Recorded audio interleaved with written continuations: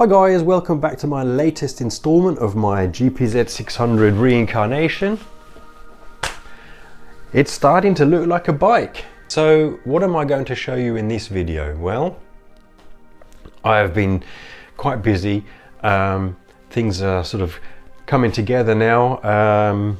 We started at the back, we did the chain slack, the wheel alignment, used a special little tool for that, my laser tool. I'll show you that later. We've put the seats on, we've put the tank bracket on.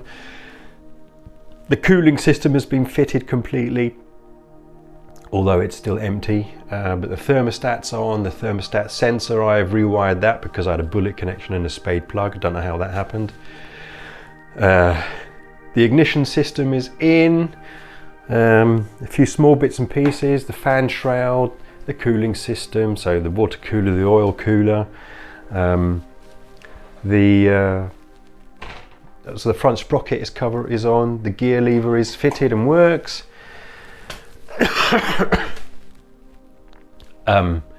Just so much to say basically. Oh, I've been working on my switch units to make them look nice. I'm not sure if they're going to look nice when they're finished, but I'll show you what I've been doing with those. So it's almost just the front end that needs to be built now. We've got the head bearings in, the handlebars are on. We're almost ready to go. So I'm just going to cut it all together, what I've been up to, and we'll take it from there. So enjoy this installment. Which has taken us a little bit closer to getting this bike finished.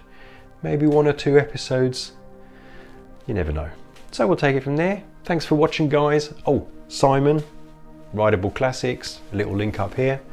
Not so cold in here today. I've got 8.7 degrees centigrade today, not quite t-shirt weather, and you can't really see my breath, so it is warming up. Keep safe out there and yeah, enjoy the video.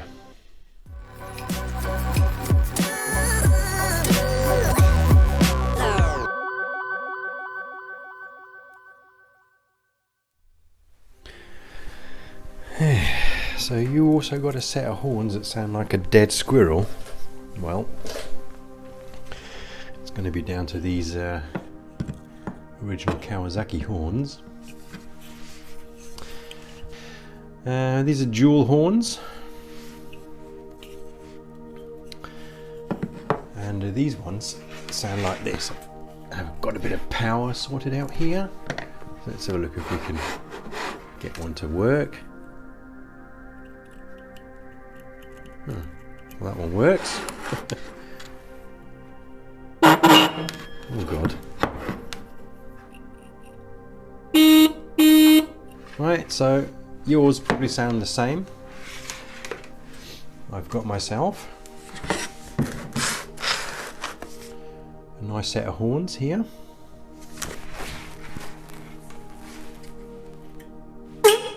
Ooh, that's loud.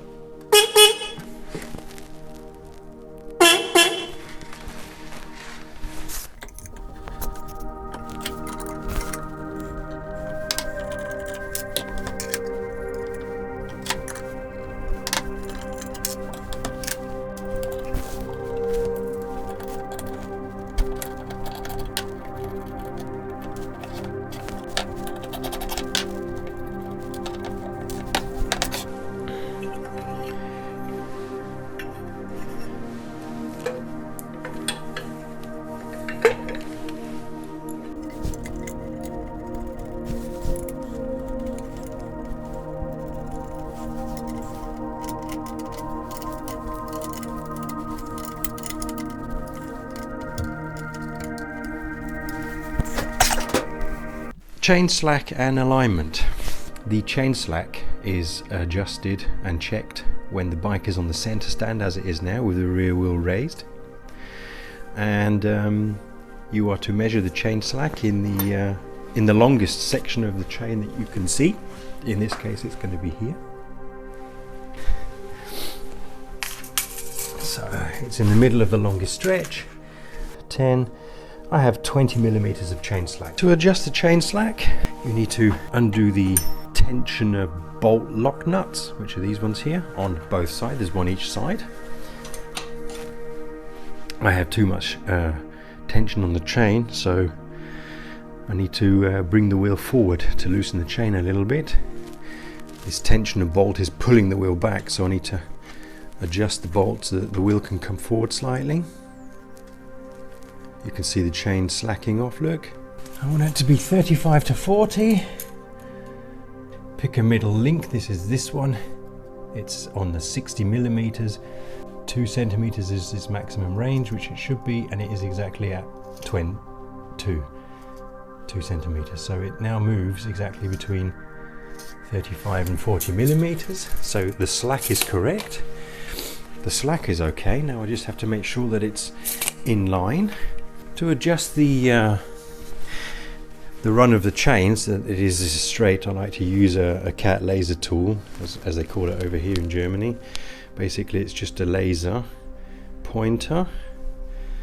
There's the little laser light there. You place this on the chain carrier, turn the light on, and then rotate the wheel and watch the laser light move up and down the chain. Move the laser up so I can see it, and now I just need to adjust the light. Now the thing is by bringing the wheel over on this side, I'm also tightening the chain. So although we're now pretty much in alignment, the chain will be too tight. So the idea is to tighten one up and loosen the other to allow the wheel to move over. So I'll just do that and then show you the results when I'm finished. There's the light on the outer link. Turn the wheel and the light travels all the way up the chain on the outer link. Now it's just a case of do it all up, and once it's all tightened up, check that it hasn't moved, and that's finished.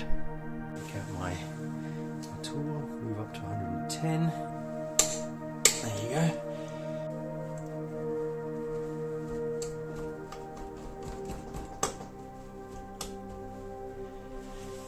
Now the wheel is on, the chain is on, and tighten up the front sprocket bolts. I could only do them hand tight earlier. Now I'll do them up to the required torque. Just hold the rear wheel to stop it spinning.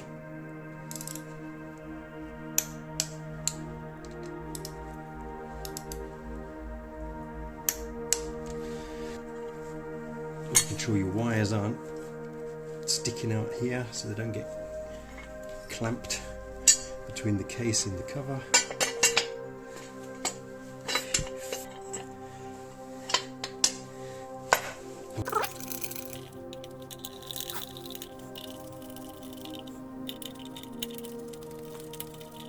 When installed properly, the foot lever should be parallel to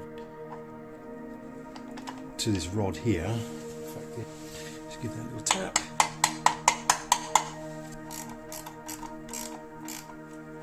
By undoing these lock nuts here and turning the tie rod, you can adjust the length of this rod, which in turn raises or lowers the gear lever. So if you can't get your foot in there or it doesn't feel right, you can adjust the height of this by adjusting the length of the rod by undoing the lock nuts and turning it.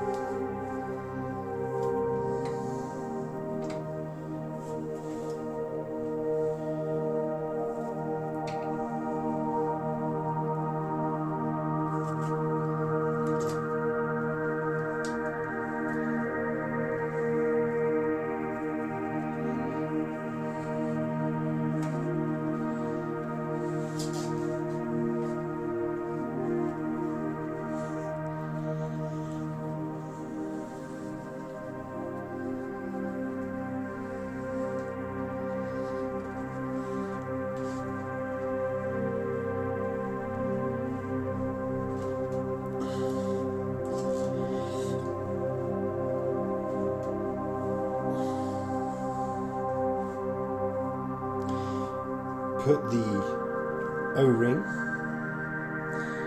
with a stem.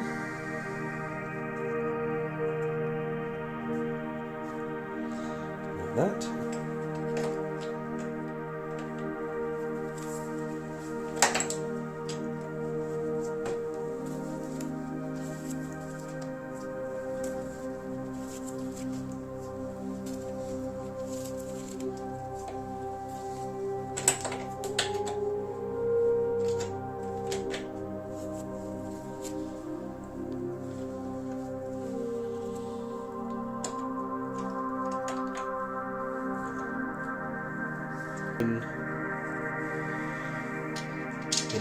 Then you put the lock washer on.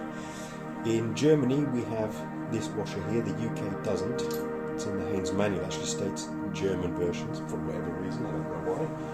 Anyway, we have to have an extra washer.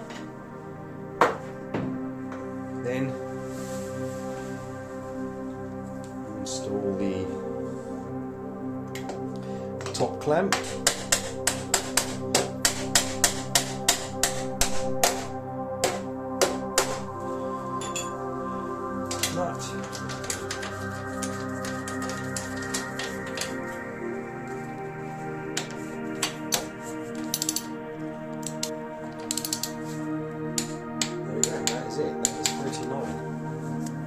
Cap on.